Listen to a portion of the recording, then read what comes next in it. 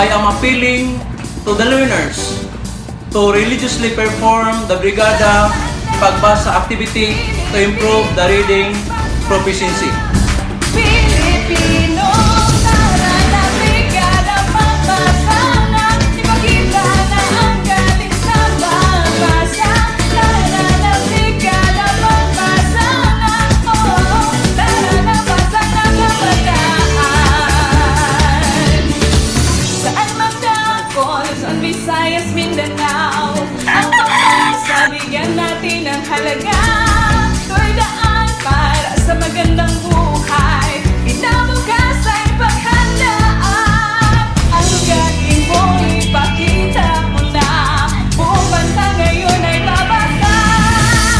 Brigada Pagbasa is part of Brigada Eskwela. This is an after-school reading program that envisions bringing together education partners and experts to help all learners read and become functionally literate. Lisa said, "Let's go." Richard had an idea. Mrs. Baumgarten thinks someone is trying to break into her house.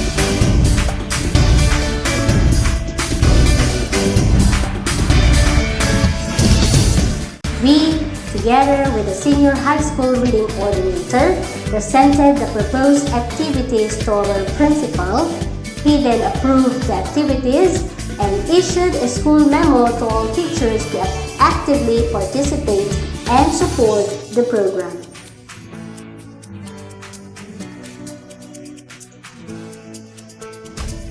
The implementation of school-based Brigada Pagbasa featured the Rescue Elm, a division-initiated reading program of Zamboanga del Sur. Teachers provided reading materials from SRA kit to their student neighbor. They conducted home visitation and facilitated the reading activity.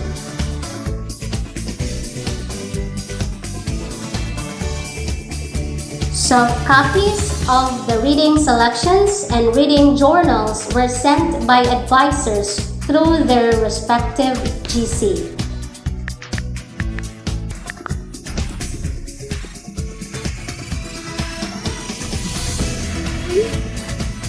Learners allotted time reading at home with parents as a monitor in their daily accomplishments and used reading journal to record reading The time. Monkey and the Crocodile. One day, a female crocodile told her husband that she could not eat any kind of food except the lungs of a monkey. The husband replied that he would bring her the desired food. The next The Riddle of the Monster. A long, long time ago, one night, as John Chapman lay in bed, The Peddler of Swaffham by Peter Churchill. Once upon a time, there grew in the forest a large common-shelled tree.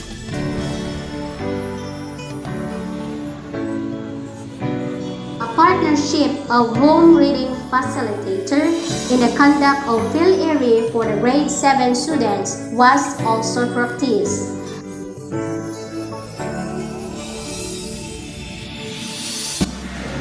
Dark Chocolate.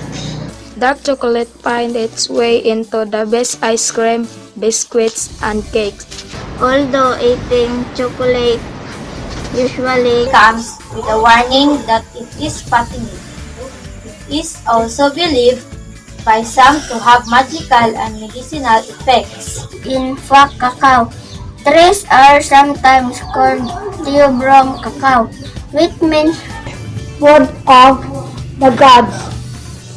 Dark chocolate has been Found out to be helpful in small quantities. One of its benefits is that it has some of the most important minerals and vitamins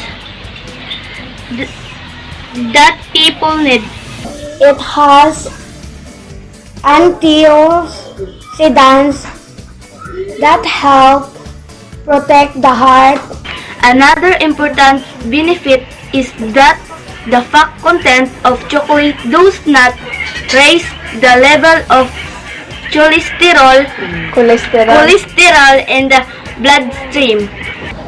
A third benefit is that it helps address respiratory problems.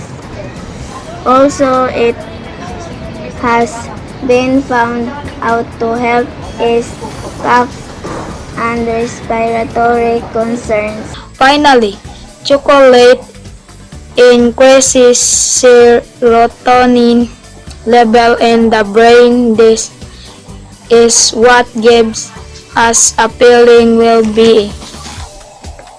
Home reading facilitators can be parents, guardians, relatives, or neighbors who can read.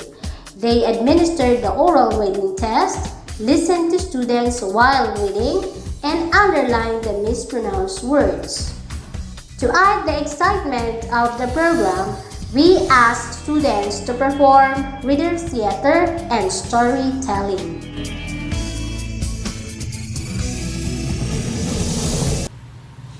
The Vanity of the Rat, a Korean folktale.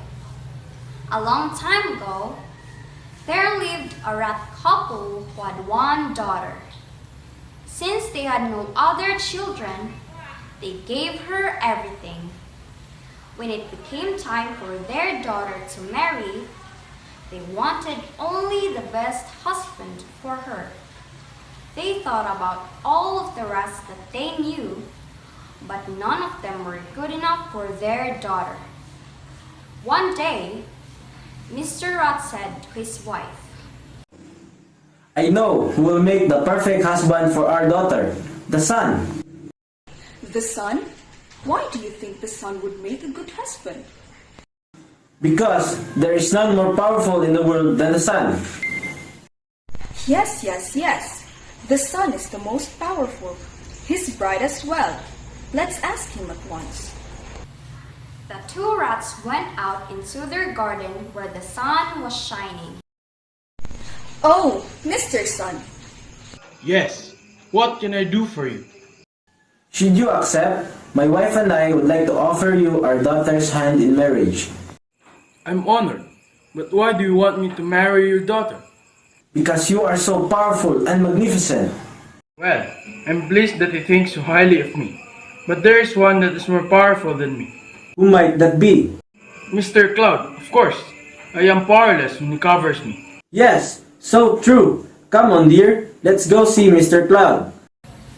They climbed up a nearby mountain, over which a big cloud hung in the sky. They called to Mr. Cloud and telling him what Mr. Sun had said, offered their daughter's hand in marriage. Again, the couple received a much different answer than what they were expecting. What the sun says is true. However, I am powerless when I meet Mr. Wind. Whenever he blows, I must go. Yes, of course.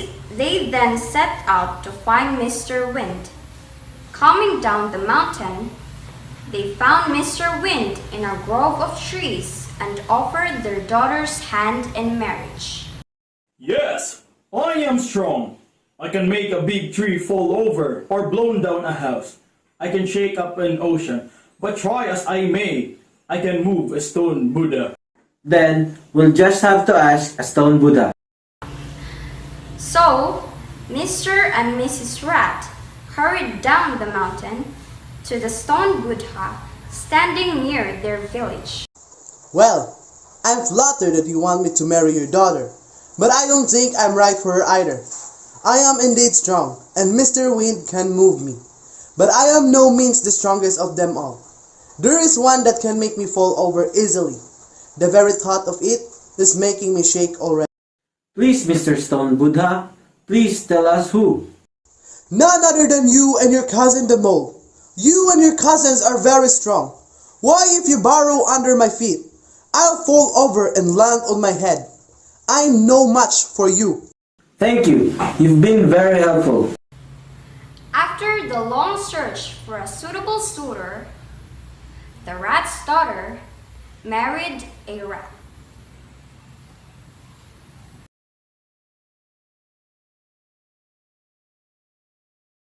Why Spider Has a Bald Head, an African Folktale.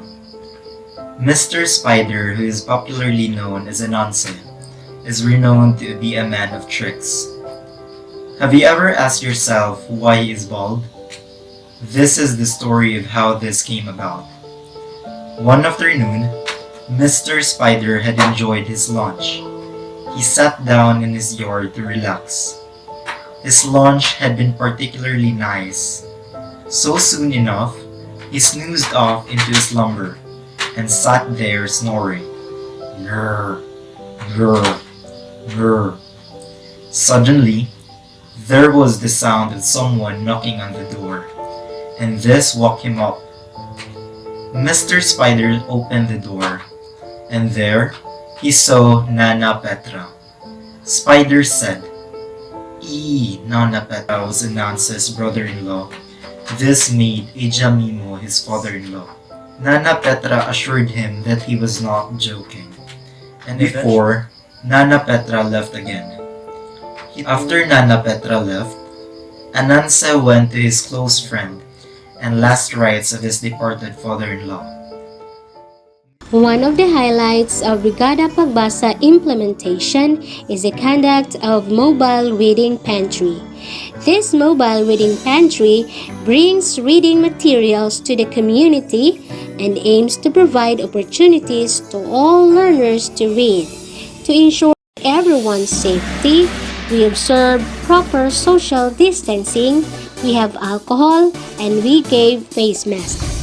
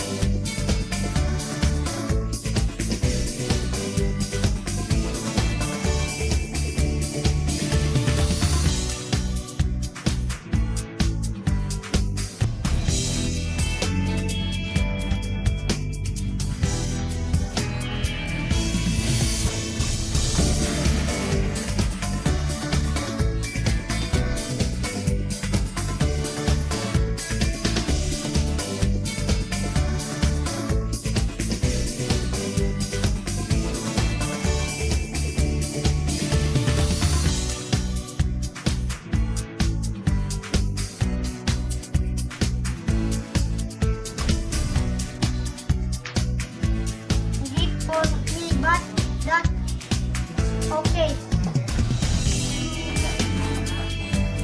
The next day, very early in the morning, Ibaloy wakes up to his mother. And Ibaloy prepared some food, a drink for mother. Ibaloy takes his take for school when everything is ready. Goes happy and sweet as my he walks so quickly and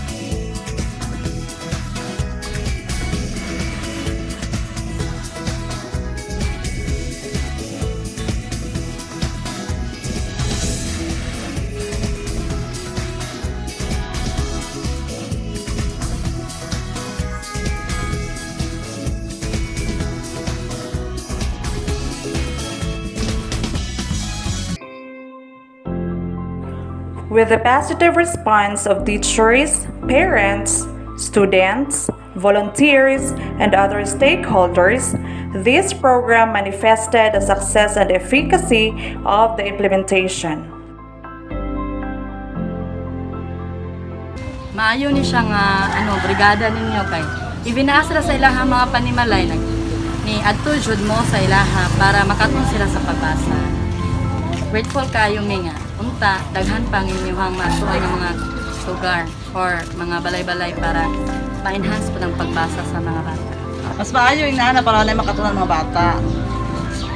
At least makabasa-basa sila, makuha sila. Kaysa puro tulad na lang. Sa kuan, nindot ang brigada pagbasa ko. Bisan na wala ang maestra na ang mga ginikanan o igsoon na makagiya sa ilaha. Pagbasa nila. Kay dili man ko mayon nga all the time nga mag-guide na ako sila sa pagbasa ba kay naago ko'y trabaho. Kay og parents lang bitaw, dili pwede nga parents lang kay usay di makasundod nga ikaw nga inahan. Wala nga gusto ginako nga naay maestra nga visitor.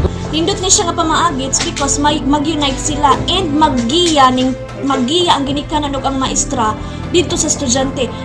Bisag pandemya, bisag wa sila na walay maestra sila nga tubangan apan kung naa ni siya ma-practice and ma-improve or ma-enhance gihapon ang ilang reading skills. Brigada Pagbasa is an eye-opener to me. It made me realize how important reading is. During my home visitation, I found out that most of my learners are slow readers and poor in reading comprehension. So, as a concerned teacher, I need to exert effort to enhance their reading comprehension skills. I provided reading materials and video content as supplementary aid. Also, I monitored them on their progress. Hence, reading is essential in independent learning, especially in answering their modules. Brigada Pagbasa refreshes and enhances the reading skills of all learners. Reading skill is very important in the modular learning modality, and it's saddened to know that students are poor in reading comprehension skills. Hence, addressing these problems should be given urgency. One of the most valuable skills a person should acquire is the ability to read well. It is difficult to name any activity at home, in school, or in any other kind of endeavor today which does not require reading. People read to get information, to buy things wisely, for recreation, and for many other reasons. Participating in Brigada Pagbasa is a good way of improving their reading skills. Reading is useless without comprehension. This Brigada Pagbasa develops the reading skills of the students. If this program is practiced throughout the school year, we can produce functionally literate students. Brigada Pagbasa made me realize that reading comprehension skills must be given extra attention, especially now that we are implementing the modular learning modality. So, I am appealing to all teachers to do something that could improve the reading comprehension skills of our learners. This Brigada Pagbasa program answered my question on why most of my learners got below an average score. It is because my students are poor readers. So, as a teacher, I must do something to improve the reading comprehension skills. Looking at the reading journals submitted by the parents, I've noticed that most students cannot answer simple questions. Their output shows that their reading comprehension skills are very poor.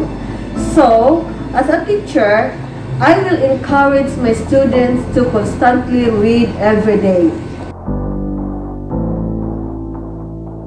Maayo po siya nga pagka-organize po siya nga strategy para ma-encourage ang mga students para mas mabasa pa siya module kaya aron murag ma-practice ilang huna-huna.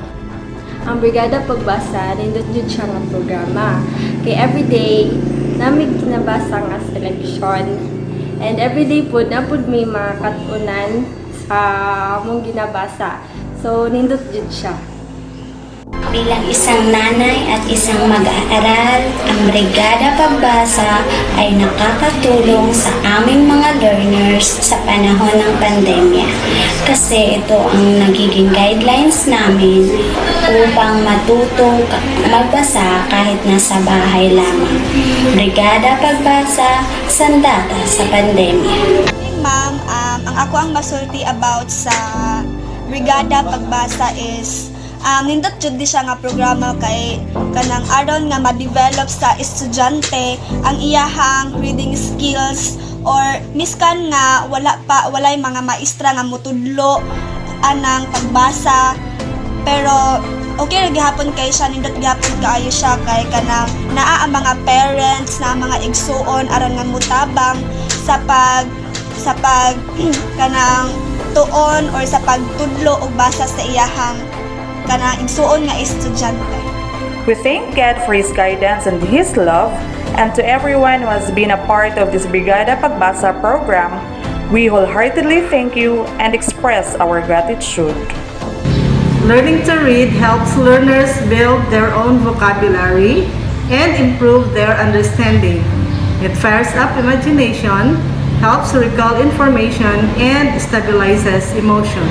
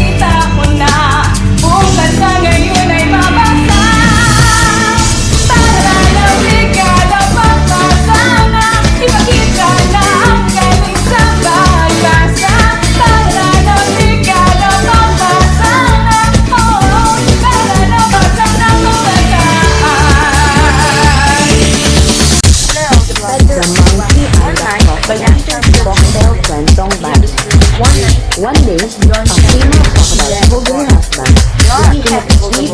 Meantime, the pillar of one found 7 pieces escaped. One night, when husband was and he had a crazy eyes and straight. Riddle of walked along long time ago. One night, this monster was laid in bed. She had the head and the body of a lion. She also had a The strings lead me, of course.